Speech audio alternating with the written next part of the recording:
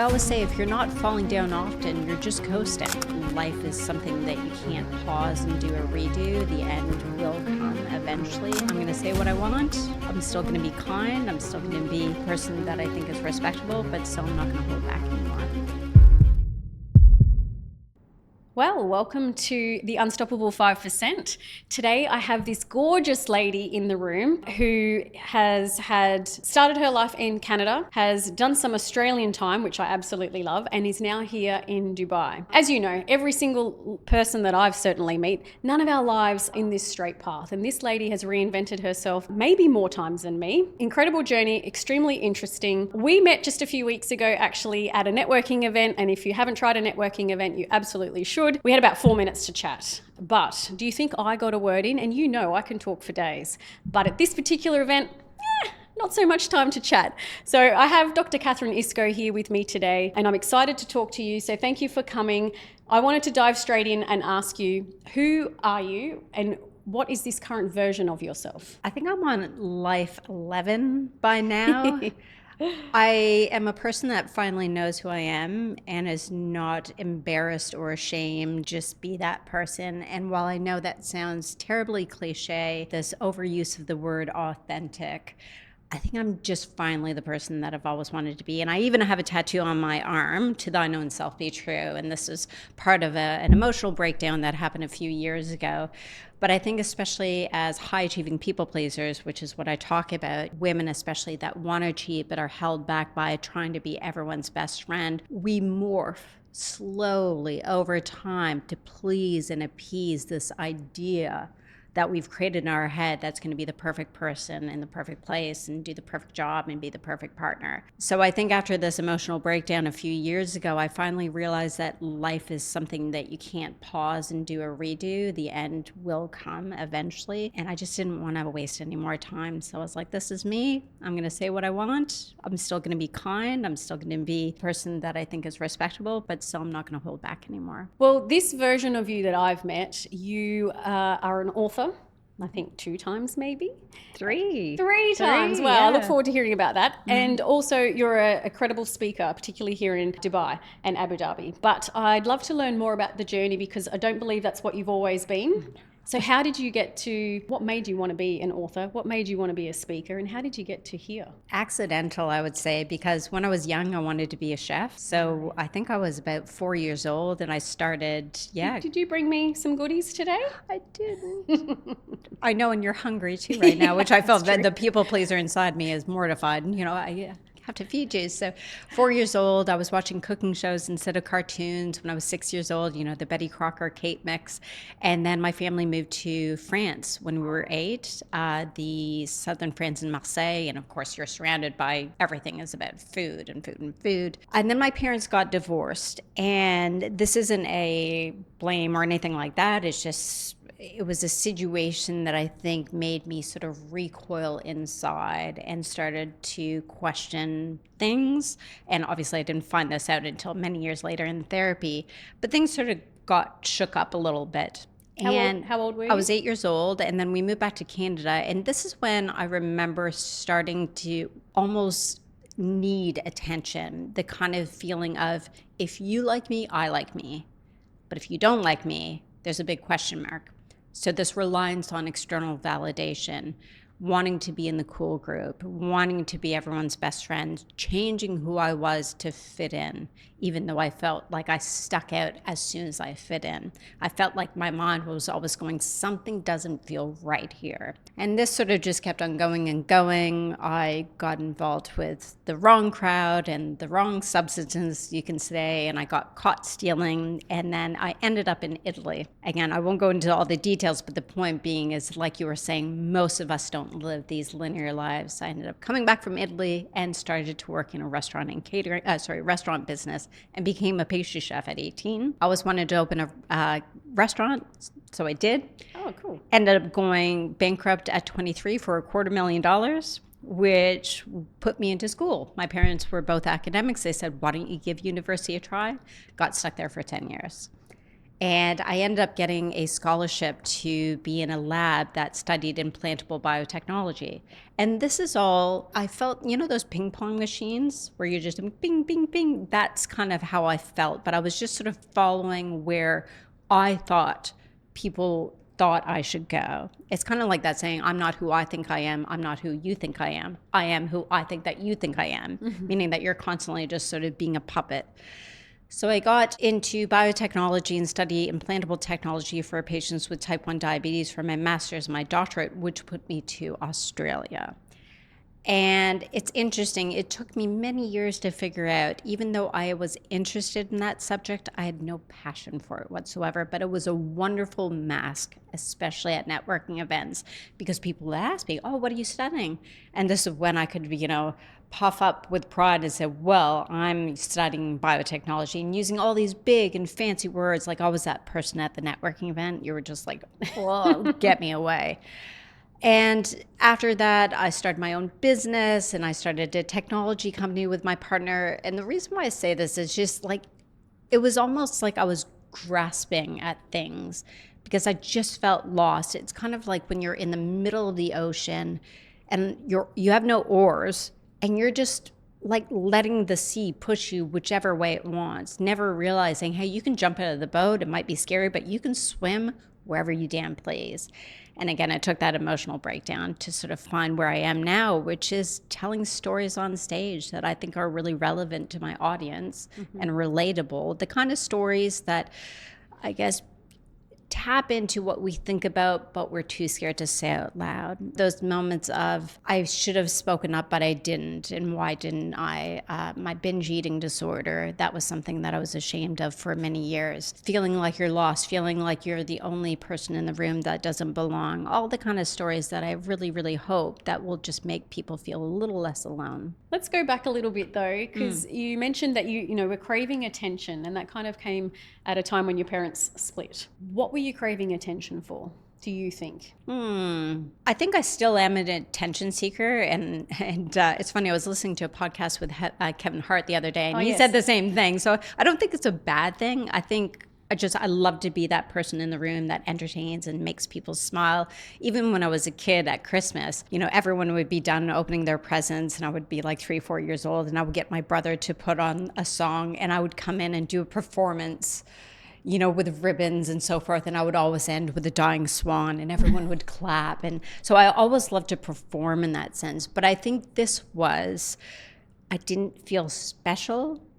And I thought that attention would make me feel special. Is this because your parents split and you felt like you weren't getting the attention from one or both of them? Possibly, but I think it's just an inherent personality trait that I have. But yes, definitely, I'm conscious of saying it was them because I think we all do things when we're in situations that we feel lost and misunderstood. My parents are wonderful. It was not the most wonderful divorce for them. I think they did the best that they could at the time with the knowledge they had at that time. So I'm reticent to say that. But I think there is an element of, this fractional family that you do seek attention for sure. Okay, so then you head to Paris, you start to grow up and you do some naughty things. Very naughty, stealing, yes. trying some different substances. Obviously that's from the friendship group, or was that an attention-seeking thing as well, do you think? That was can someone just please love me? Aw. Yeah, it's interesting. I did this very intensive therapy once, and it would you just get lost in this sort of vortex of thoughts. And I remember the therapist asking, take me back to a time that you felt like you could depend on someone. And all I could think about was I was on the way to ballet class. My mom was driving me, and she said that our dog was about to die because it had jaw cancer. And you and I are both dog lovers, And I remember not being able to go to ballet class, going home, and this is in Canada, so it's like minus 30 out. And I was just outside with my dog sobbing. It was a Siberian Husky, just sobbing and sobbing. And this came out in therapy that was the, I guess, being that I felt like I could depend on, and I was losing them. And the reason why is I think this is what I was looking for in friendship groups. That person that I didn't have to wear makeup. I had acne at the time. I was always, hiding my face. I call them fart friends, which I know my partner is going to hate. He hates this analogy, but the kind of friend that you can fart in front of and not say, oh, I wonder who that was. The kind of friend that you can say, yeah, that was me. Yeah. And not be ashamed of just being you. And so I think this sort of happened over and over and over again in my life, this constant chasing of approval, this constant chasing of just tell me I'm good enough. And do you feel like you have any fart friends now? I do. And even what, I know we just met, but I feel like I could fart in front of you, whether you want it or not. But I do. And I think I don't know if you remember when Facebook came out. Feels like 20 plus years ago. And the name of the game then was to have as many friends as possible, right? So you would just find friends just to get those numbers up. And I think that's still the case now with social media followers and so forth. But I think you get to an age where you can count the really close friends on one hand.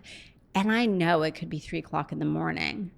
And no matter what, I could just say whatever, and I know that they'll be by my side. So, and they know who I am, not the whatever person that I think I should be. And, it's good because it is hard to find friends when you're older or, maybe keep them or whatever, particularly when you've reinvented yourself, you've traveled as much as you have, which we haven't got to yet. Yeah. But a lot of people that I speak to, they are lonely. And even actually the sisterhood, we put a post out a couple of weeks or months ago now, and it was about who are your besties, basically. Who are your, as you would say, fart friends. And we got a lot of engagement and comments and a lot of sad ones actually, and then a few people, and most people it was just 2 or 3 people, and a few people it was just their partner. So it's quite interesting because I think friendship you need to invest in. You need to make a lot of effort, and some of these friends you've probably had, they might be as new as me, but they could also be 20. You're not much older than that, so we don't need to worry, but 20 to 22 years, long. But that takes time, investment. And actually, speaking of podcasts, I listened to a podcast, and you've probably heard it too. I don't remember who was speaking, but it was on Stephen Bartlett's. Okay. And it was someone talking about being a good friend and asking yourself the question before you worry or criticize someone else's friendship and values or input into, your relationship. Can you actually assess, I guess, look inwards and look at your own efforts into that friendship? And are you a good friend? The friendship thing's interesting. It is. And I think everyone's different. So I have one girlfriend who I will name out loud, Dr. Jane Lucas, who, if you listen to this, she said, we've been friends for 13 years. And she said at the very beginning, I don't keep in touch. I don't answer messages. And to this day, she's horrendous, absolutely horrendous. But I know if I message her right now and say, I need you, please call me, she would drop a patient. Well, maybe not. She's a stickler for medical stuff. She would call me. And I remember this actually happened. I was having some challenges in my relationship. I went to go see her. She's a medical aesthetic doctor. And she asked me, how are you? And I said, well, and she turned to her secretary and she said, block it this afternoon. And she drove. And we sat for hours and hours and hours, dropped everything. And I think this is a thing when we talk about values, we can say, good friends and honesty and integrity, but actions, that is a value. Yeah. That is a value. And I think we need to talk about that more. Stop talking about these words that, live on the wall and gather dust. And what are the actions that we're taking? Do you think, have you read the book, The 5 Love Languages? No, I know the premise though. Well, I'm wondering if it's the same for friendship. Like, I'm sure. Because, there's gift giving, words of affirmation, actions, time, quality time, etc. And I'm just wondering, like, is that important with friends? You need to give what they need just as much as they need to give you what you need. Yep, 100%. But anyway, we digress a little bit. Let's go back to moving into the restaurant business. At 23, you've gone bankrupt. Like, that doesn't happen to many people. How did you find yourself there? And where are you at this point? Yeah, so we're a couple hours north of Toronto in what we call is cottage country. So a lot of Torontonians, or people obviously that live in Toronto, will have these secondary summer homes that they venture up to. So this was in a place called Halliburton. And over the year, it has about, a population of 5,000, but in the summer, it just, goes up by, 100 times. And so I was dating this guy who was twice my age. So I met him when I was 18. He was 36. And he said, well, why would you go to culinary school when you just want to open a restaurant? Why not do this now? Yeah, so that was really, if that answers your question, you got to know a little bit more about business to open a restaurant, especially in the industry that fails the most. But nevertheless, we moved up to Halliburton, found this incredible building, this sort of house that was already sort of like a makeshift cafe. It was built in 1853. It was called the Wild Oats Cafe and Catering. And I bought it, got a second mortgage, fitted it out with commercial equipment, and in the summer it did great. Mm-hmm.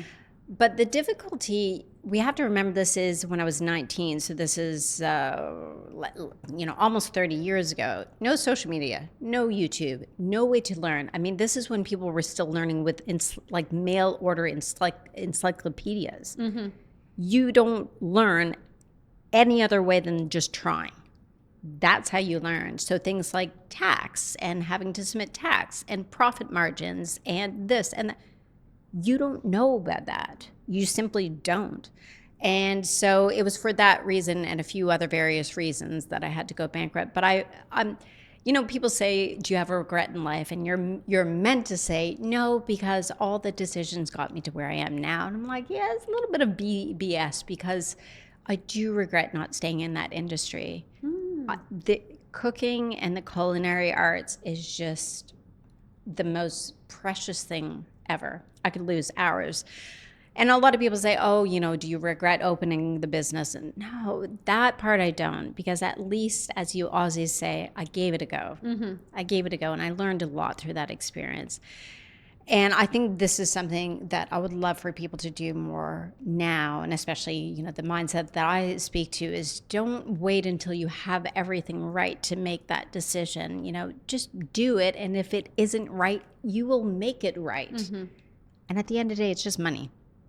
It's not your health. You haven't killed a nun.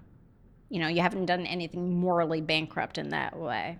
Have you heard of the sunk cost theory? Yeah. Yep. I think that's something that people don't or aren't as aware of. When you start a business or a relationship, or it could be anything, and you invest all this time and or money or emotional whatever, but people don't leave it. They hold on to it for way too long, to the point where you can't come back, or you lose everything, or something like that. And I think that's a theory that people need to be made more aware of. But I mean, certainly at 23, and even when I was 23, I wouldn't have even known what that meant. Mm-hmm. I do now, but because I'm aware of it, I reflect a lot anyway, but I always do, I guess, like a bit of an audit on all my businesses, and is it still bringing me joy, and is it still moving in the right direction, and do I still want to be in that space? And so having a go, what if it fails? Does it matter? You can close it, you can sell it, you can walk away, I suppose. You can start again. So what did bankruptcy look like? How did you feel? I'm conscious of speaking about my parents, but obviously your parents have a great impact. My parents were always there for me, and that's one thing that I'm very lucky for. But it's interesting. My dad was of the mindset of, you gave it a try. It's move on. My dad, I always joke that I could be a prostitute and he would still be proud of me. He's just the kind of dad that just thinks everything. Whereas I think my mom, because of how she was raised, was more of a, what will people think? Mm-hmm. So I think that was the more challenging part, because for me, bankruptcy was bankruptcy. And because I had my family to rely on, I was in a very, very fortunate position. And also I went to school, I got scholarships. So my school was paid for. Everything was paid for, in the sense that I just worked my arse off, and bursaries, scholarships. So 10 years, I was literally paid to get my degrees. So that was fortunate in that sense. But I think I take a lot of those lessons today, especially, moving to Dubai. It's different, and I think no matter where you move, there's always the, as Brene Brown calls them, the friggin' first times, oh gosh, I can't believe I didn't know that kind of thing. But I feel like I have that every day. Good, but that's day, right? good. I always say, if you're not falling down often, you're just coasting. Yeah. So what are we doing every day? Here's the thing that I've thought about a lot lately. When we talk about value, what are your values? Honesty, integrity. You know what mine is being embarrassed. Oh, interesting. The reason why is if I'm not embarrassing myself in some way, shape, or form by trying something that is completely out of my skill set, how the heck am I going to grow? So like, for example, when I moved here, I have a show idea, television series idea. I was just like, I'm pitching it.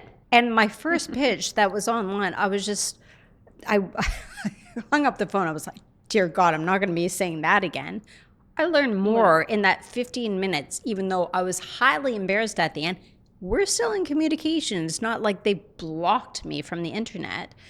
But I really tried to do things like just asking, reaching out, emailing an HR person and say, hey, I have a new book coming. Would you like me to come in and do a lunch and learn? If I never hear from them again, what have I lost? Yeah, it feels demoralizing and embarrassing, but it's a question that I had to answer. I'm big on, I don't know if it's like the menopause hormones or something is changing. I'm fearless. I really don't care anymore. It is so awesome. That's a good thing. You weren't always fearless, right? I mean, I certainly wasn't either, but I feel like the perimenopausal age it's been this, it's like almost like I've just turned this light on. Yeah. And it's like, I mean, I think we do still care sometimes because I have to put my hand on my heart and say that I do sometimes. But in general, I'm much more less interested in appeasing other people. Obviously, I don't want to be hurtful or unkind or anything like that. But in general, it's like, just as you say, I just want to give things a crack. But I will ask you this. There's many people probably listening and they say, fine, that's easy for you to just have a go. Mm-hmm. But the fear, the sweaty palms, the butterflies in the belly, how do you get past that? Like, what advice do you give to someone that wants to send the email and fears rejection, or they want to start a business, they want to, do a talk or something like that? How do you get past the fear, or how did you get past the fear, or what would you give? Do you have like a ritual or something that you do these days too that gets you ready? Give you an analogy. So, do you have kids? No, just some dogs. Dogs. Okay, so picture you're helping a little kid learn how to ride a bike the first time, right? And they're falling and falling over. And do you ever say to them, "I'm only going to love you when you actually learn how to ride a bike"? Oh no, you're never gonna. You don't say that. You say, keep going, keep going. Oh, but it's really really hard, and I'm scared. Keep going. That's true, right? So why do we do anything different to ourselves? I'll only be proud of myself when I get that win. I'll only do this when I think I have all the skills I need, when I feel completely ready. It feels hard because it's meant to feel hard. If it were easy, everyone would do it. And I think that's the reminder we need. Just keep going. Just have a go. Pick yourself up, keep going. Yeah, and I think this whole idea of this comfort, like when I'm giving a talk, in front of 800 people, 1,000 people, I mean, the ones I love being on stage. So maybe that's the only thing I will say. I really love being on stage, but I just think excitement rather than anxiety. But I'll tell you, the first time I gave a talk, I was in grade 4. I forgot the whole thing. I remember giving a talk when I was in my master's, and a doctor fell asleep in the front row snoring. These were not comfortable things. These were not things that I was driving home going, oh, I can't wait to do that again. It was all the mindset was, that was a worst experience. Clearly, you're horrible. You should give up what you're doing. But if you want something bad enough, you're going to go through this. I mean, fitness, for example. If you are really wanting to become a healthier version, waking up at 5 o'clock, eating chicken, rice, and broccoli, while all your friends are having the croissant and the coffee, that's not fun. But if you want it bad enough, that discomfort that you feel is going to be worth it. So my thoughts, something to consider would be, is this something that you really want bad enough, or is it just something that you think you should do? It's a good question. Because if you are doing it for anyone other than you, It's always going to feel hard. It's always going to feel like that something isn't right. But if you want something bad enough for yourself, that's a whole other ball game. The focus is. And how do you work out if it's something you want versus something you feel like maybe someone else has kind of pushed you towards or suggested, you know, or there's a societal expectation? How do you know? Well, you can do what I did and basically spend 43 years of your life to say, oh, yes. Oh, you're a woman in STEM. Ooh, very impressive. Oh, you're a doctor. Ooh, why do you come on the panel? Speak science to us, baby. Oh, you're a PhD? Talk like a PhD. I remember I was working with a lady, not the lady that we know who's awesome, Colette, another lady, and she said, well, you're a PhD, so you had to have a PhD closet, and then you can have the other clothes that you can wear. So you will listen to a lot of advice, some of it good, some of it bad, some of it you should have ran away from, but you don't know these blind spots until you're through them. Mm-hmm. And I think we spend so much time thinking, oh, I wish I would have known better. You know, as I think Mums Mabley says, when you know better, you do better. And I think oftentimes we look back at our life with regret because we are looking through the lens of knowledge that we have today thinking, how did I not see that coming? Mm-hmm. You didn't, because that was the first time, right? So I think with people who are on that edge of doing that thing that they think is going to be too hard to do, that edge is always going to be there. It always is. You know, swing the racket. It's almost like you're playing a tennis game. You have the racket, you have everything that you need, but the balls keep on coming and you don't swing the damn racket. Because like, what if I miss? What if I hit it wrong? What if I hit myself? That's likely going to happen. We need to live our lives and swing the damn racket every friggin' day. That's the only way you're going to get better at something. I'll get off my soapbox. Yeah. I'm going to go buy a racket after this. But all right, talk to me. Let's go to Perth. Moving to Australia, one of the best countries on earth, of course. Yes. Well, beautiful anyway. So gorgeous. Why Perth? Scholarship. So it was either northern France or Perth. So I went to Perth because, and this is a true story, beaches and hot guys. Mm-hmm. And also the weather too. Coming from Canada, I thought northern France. Yeah, no, I'm definitely going to go. And they say that Canada and Australia is quite similar. Similar. Yeah, so it's similar. An easier transition. Very, very easy. Yeah. Awesome people. Just, you know, how you doing, mate? And the Avo sandwich in the Arvo, and everything is short-termed. Yeah. And so I started my doctorate with actually another Canadian. So he was my Canadian supervisor. And those were interesting years. Those were some of the hardest years of my life because I was, again, in this field that I was interested in, but I had no passion for. And every day I just thought, I'm in too deep, that sunk cost fallacy. And especially you're on you're getting paid to get a degree. Like that's pretty good. And on a very coveted scholarship in a really respected field of medical science. And that validation felt good. And I always thought like, oh, maybe after this I'll finally live the life that I want. And I think because of that and because my disordered eating was very, very bad at the time, I was also single and extremely lonely at the time. So those three things really culminated to some of the worst mental depression I've ever faced in my entire life. It was horrendous to the point of suicidal ideation. How do you get so far down in depression to have those sorts of thoughts? That's a good question, actually. I think some of it is physiological. So I think my brain and my body especially, and I don't want to go down this rabbit hole too much, but there's so much research to show that gut disorders and depression and anxiety, I don't have anxiety, but depression is definitely something that I will deal with for the rest of my life, are completely strongly correlated. So I think because of the disordered eating causing dysregulation of the microbiome, that was linked to depression. But I think that could be a whole other podcast. So there's that. The other thing is, again, we talk about social media being not great, but in those sense, I would have loved to see someone else's journey of, hey, I'm doing this doctorate in a field that I don't even like. I'm really lonely, I binge eat, and I feel like crap every day, and I feel like I'm a complete actress every day. I'm smiling when really all I want to do is stay in bed.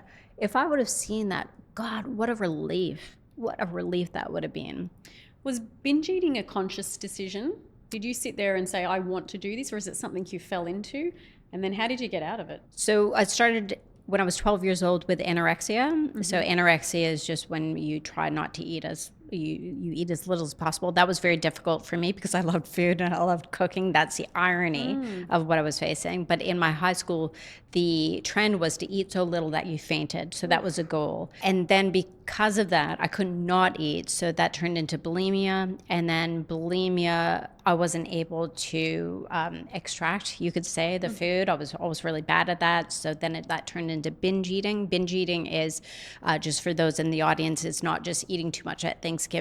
Binge eating is a complete loss of moral and physical and psychological control. You feel like you're a robot. You just stuff your face and you cannot stop. So it turned into that, coupled with something called orthorexia. Ortho, if you go to an orthodontist, it's a straightening of. So orthorexia means the straightening of an appetite. And it's basically when the search to becomes healthy becomes unhealthy. So I always joke that, you start with not eating, with starchy carbs, then it's no sugar, but then you end up eating only peas that were raised by monks in the Alps. It's so specific that you end up not eating everything.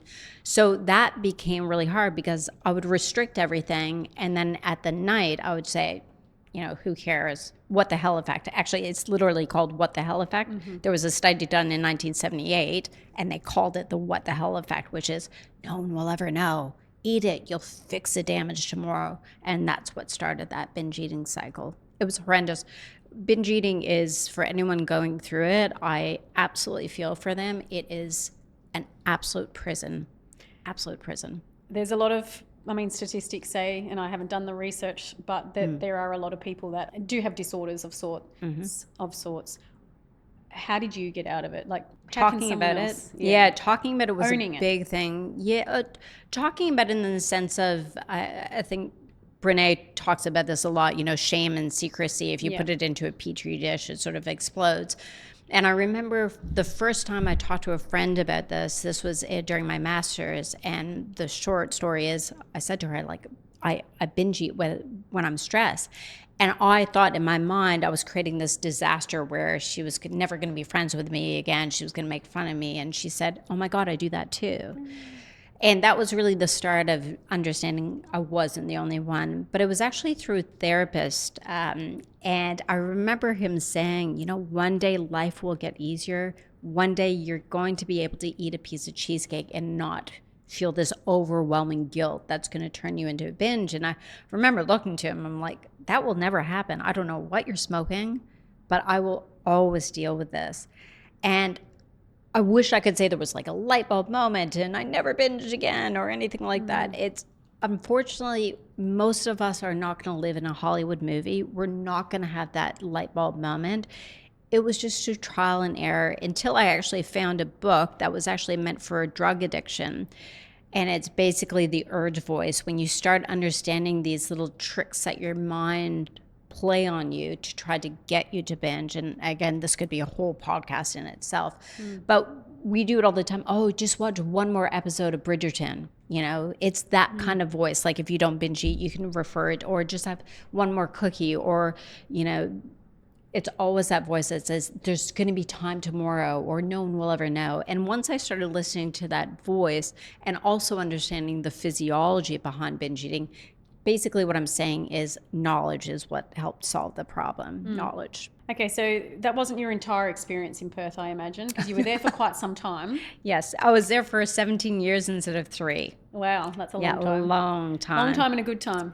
Long time and a good time. Yep, met my partner who chased me for over a year. Good on him. Smart yes, man. Yeah, Aussie, just a good old Aussie determination. Yeah. But yeah, he was like, one day you're going to tell me that you love me. And I'm like, that's never going to happen. We've been together now, I think, 14, 15 years. Nice. He won. So why leave Perth if all's going well? The main thing is I came from a big city and I wanted the noise and the traffic and also different mindset. And this is not to disparage Perth by any means whatsoever. It's a beautiful city, beautiful people, but I am a high achiever. One could say an overachiever. And I wanted to surround myself with people who don't find it weird to send a business email on a Sunday. That's really what it comes down to. I love achieving, and I found a healthy balance to understand what I can do, when I can do, how much I can do. And I'm finally at a life where this is what I want to focus on. And Dubai and the UAE in general was known for this sort of hustler mentality. And I came here, and I can say this was, I would say, the best decision of my life. All right, let's pause on Dubai. Tell me about, you've said 3 books, right? Yes. So where did you write your first book? Is that back in Perth? Perth, yes. What's that about, and what inspired you to do that? So this was during this was working with a lady that said, you need a different closet. So I really wanted to get back into food. So I had this company, Deliciously Fit, which was food, fitness, and mindset. And I wanted to combine all my degree, which was in physiology, exercise physiology, and medical science, food, and then mindset. And so I was working with her, and she said, veganism is big. And I was like, okay, yeah, I'll do basically a vegan book. And then during that, and I'm very proud of that book, don't get me wrong. The book is stunning, amazing recipes. But the reason why I feel a bit talking about it is because it represents yet another example of when I said, yes, I will do it your way. The second book was about body confidence, and I really, really was passionate of talking about that. But it's very difficult to talk about body confidence when you're a size 4, because unfortunately, the body confidence is not about what your body looks like. It's about what you think your body looks like. So it's about the thoughts, not the body. But I think it's very unfair for someone that is a small size to talk about it. So that's what shifted me into talking about confidence. And I spoke about confidence for a long time. And then through a set of sort of stories, I started talking about self-respect, which is about what my current book is. And this book is 100% me. I had the blinders on, earplugs, everything. I wrote it in 2 weeks. Wow. I knew exactly what I wanted to say. I didn't listen to a damn person. I said, this is what I want to write. And I've never been more proud of anything in my life. My thesis, which took me 3.5 years, that can go in the garbage compared to this. That's how proud of a book that I wrote in 2 weeks. And when does that come out? I'm literally going to go home, and I think the physical proof is going to be waiting for me. I know. So That's I'm going to be exciting. driving like a Ferrari getting home. So yes, hopefully by the time this comes out, hopefully it should be out. Bright Spot Friday. There's your win. Yes. Oh, yeah. I love that. I look forward to seeing it and reading it. Thanks. So let's go into, I've got a question for you. Do you think that confidence is something that you build, or is it something that you're born with, or how do we get it? Both. Okay. So you can be born with it. There was a study, and I'm going to bastardize the gene and the study, but it was in rhesus monkeys, and they found this gene. I believe it's COMT for anyone who's listening to look it up. But there's a gene that can either be switched on or switched off, if you will. So there's these things called alleles, and if you have basically a short one or a long one, will dictate whether you're confident or not. And what they did is they looked at these monkeys, and they found that the monkeys that were sort of on the swing set and like doing whatever they wanted had these genes, whereas the ones that sort of stuck by their mom didn't, let's say. So there is a genetic basis for confidence, for sure. Now the question is, can you improve your confidence? The answer is absolutely yes, because I know I did it 100%. How you do it? This is a hard part, because you have to do all the things that you feel like you're not confident to get that confidence. It's kind of like what you're kind of doing and embracing. Correct. You got to do it before you feel it. Like confidence. So if you look at actually the word confidence, it comes from the Latin confidere. Con means with, fidere means trust. So you're like fiduciary trust, so it means with trust. You have to trust yourself enough to do that thing and not internalize the results. And the best way to describe confidence is an Aussie saying, which is to give it a go. That is the best way to think of confidence. Not, I know what I'm doing, so I'm going to do it. It's to give it a go. So you take the risk without knowing the result. So can you build it? The best way to build it is start with things that you're really proud of. An example of this, I'll give you a short example. This is in a former life, working with a high-powered executive. She really didn't like her job, and she wanted to lose weight. And I said, tell me about your day. Long story short, she was very unhappy. And the way that she found happiness, like just this loss, this flow, is making tetrariums. Mm-hmm.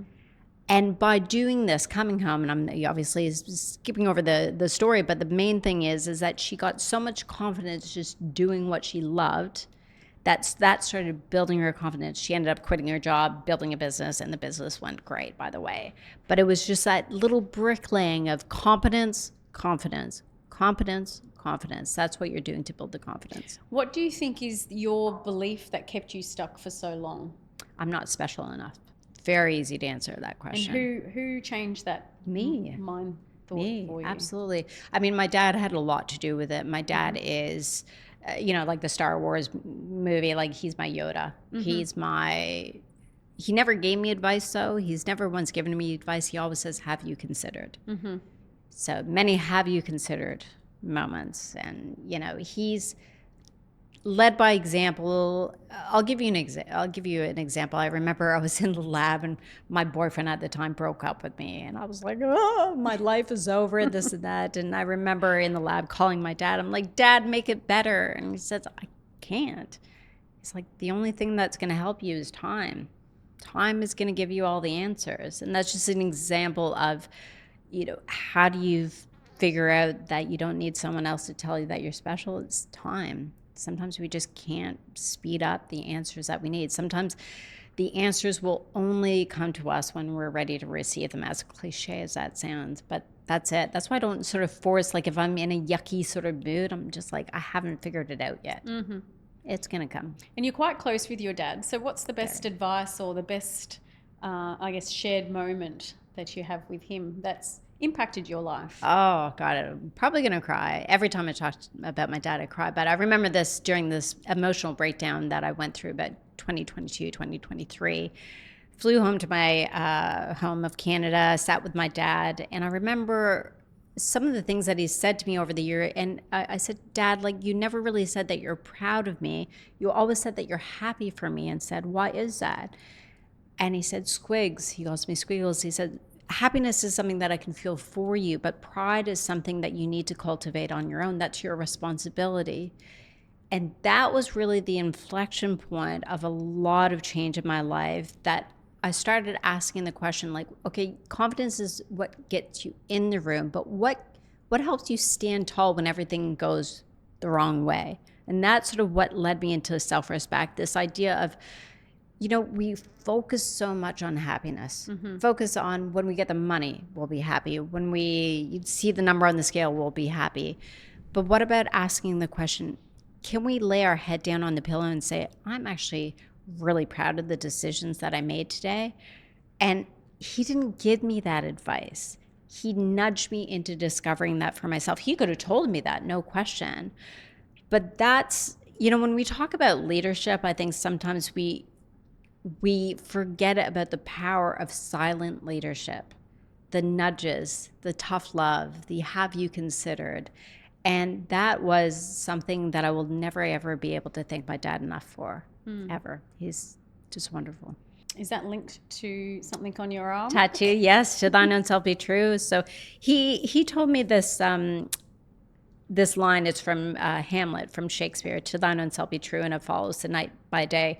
Thou shalt never be false to any man. It's when Polonius was talking to his son. His son was going off to university, and he was giving this advice. And I remember Dad telling me this quote, from a young age. I'm like, God, Dad, you're so weird. Like, I don't get it. And then he would just, repeat it gently over the years. And during this, have you considered happiness versus pride? He said it. I was like, the penny dropped. Mm-hmm. And it made such an impact that I got him to write it out 10 times on a piece of paper. And I got his writing on my arm. So that's my dad's writing. That's cool. Yeah, that's why it's kind of illegible. Can't read it, but I know what it says. Yes. And that's all that matters. It's very special as well. Yes. Yeah. So whenever those moments in my life where I say, this might be an easy decision, but will I be proud of that decision? this is always there, to line on self be true. Okay, this is hard, and this is sort of like the decision pattern. Like, when I think we need to ask ourselves, how do we make decisions? We never stop and sort of think about that. Do we make decisions because it's the easy way and I can see, it's going to be happy, it's going to keep everyone happy? Or is it going to be a hard decision that I'm really going to have to question, like, do I actually believe the things that I believe and stand by the things I believe? And can I lay my head down on the pillow at night and say, yeah, I'm proud of this decision? And I think it depends on the topic that you're making the decisions for. But I mean, I know from a business perspective, for me, I always go back to what's my goals, where am I trying to take this? And I try to think with integrity as well in that space. But then we have all these default decisions that we naturally make. And I know I'm more aware that society tells us to do all of these things. And I like to challenge that a little bit now because I'm like, why? Like, when I was 5, I asked all the time, why? They're like, because they said so. But why? And I'd say, but why, but why, but why? Interestingly, I stopped doing that. And I think that was partly being in the army where you don't question anything. But I'm back in a phase now where I do question things because I want to understand the why. And you're willing to be embarrassed. So this is a really good example of the sense that you can actually stand up and say, why? I don't understand. Do you know what I mean? I do. I just think that there's a lot of people that haven't caught up to that yet. So when I ask that question, their response could be quite cutting sometimes. They're not as receptive to being challenged, I suppose. But it's not what it's meant to be. It's just make me understand or help me to understand better. Tells you a lot more about them than it does about you. It does, 100%. Right, let's get back to this exciting book. Respect. Who did you write it for? I wrote it for the woman who is on Amazon, who's bought the self-help books, that has them all on their shelf, who says, I'm going to read this weekend with a cup of herbal tea, #self-care, and the book is still on their shelf for the past 7 years. This is a book that you can read in a couple hours. Okay. You can listen to it in a couple hours. It's short, sharp. There's 7 main chapters, my 7 non-negotiables of self-respect. Short stories are about 7 minutes each. So let's say you want to raise your prices with your clients. There's a chapter on knowing your worth. You listen to that chapter for 7 minutes.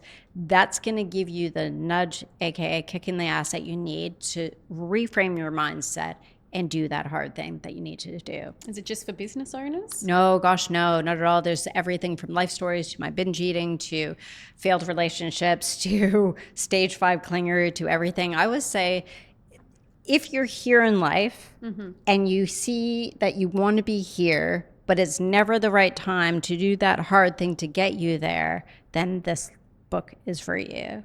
Because I think people know what they need to do to get there. Generally. We are very intelligent people. I know every single person that is listening to this podcast. I know you, so I know them, that they're highly intelligent, highly capable.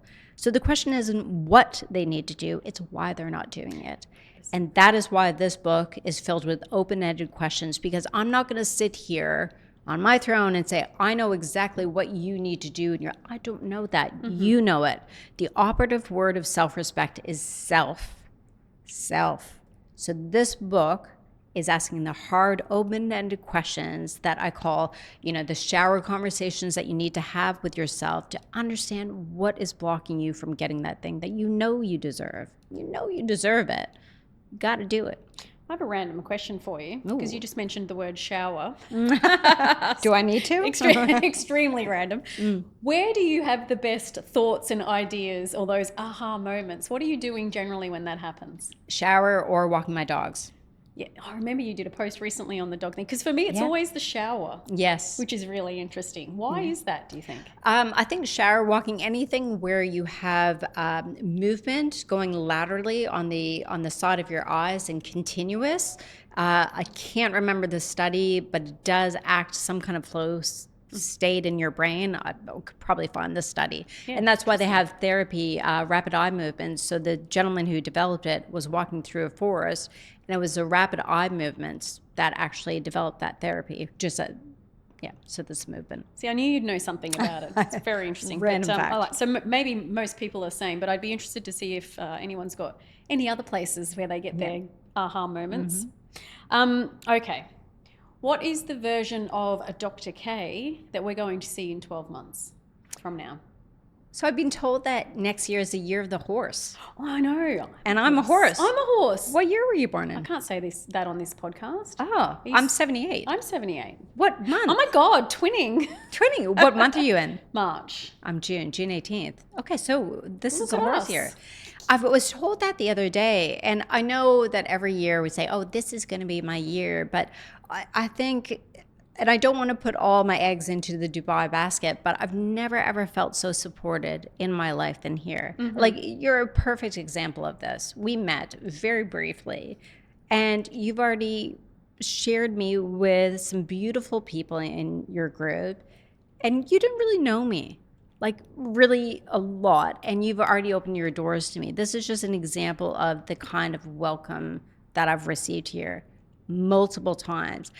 And the first couple of times it happened, I was like, went home to my partner, I'm like, people are being really nice and supportive. I'm like, what is a bad thing about to happen? You know, you just think that. And it just happened and repeated over and over again. So next year, I know I'm going to achieve the things, but I think it's because of the support here. I know I keep on harping on it. I've never experienced it. Never. What do you think it is? What is it about Dubai or Abu Dhabi, because that's where we are right now? What is it about the UAE that is different? It's fast-paced, it's very supportive, but why? Why don't we feel that in, you know, some of these other countries where we've lived? I think it's just a mindset. I mean, I feel like I am twinning with a lot of women here on their mindset. The mindset of, I'm sick and tired of putting everyone else first and being there, like, as in not for the support, but like they want to really push themselves to live the life that they actually know they deserve. And to do that thing, right, like rather than saying, oh, why would that be me? Say, well, why wouldn't it be me? Why wouldn't it be me that could have a Netflix series? Why wouldn't it be me that could have a best-selling book? Why wouldn't it be me, you know, that could open that company? And there's none of that, like, well, why me? Well, of course it's going to be me. And it's just that. It's unbelievable. Unbelievable. That's good. I'm glad you feel, you know, it makes you happy, right? Because as soon as you talk about it, you're smiling. Oh, yeah. I'm just holding back. I literally, every time I think about this, I hold back the tears, which is, it's just something that, and it feels genuine. This is the thing. This is the thing. I think, you know, to answer your question, why? I think we all want to see each other do better. We've all moved to this, you know, for many of us, a foreign country that is so incredibly welcoming to us. And we both know how it feels to be, you know, the new kid, awkward kid at school that doesn't have any friends, like, hi, can I sit next to you at lunch? Yeah. You know, we know what it feels like. And it's just like, yeah, come over here. What can I do? What is the big dream for you?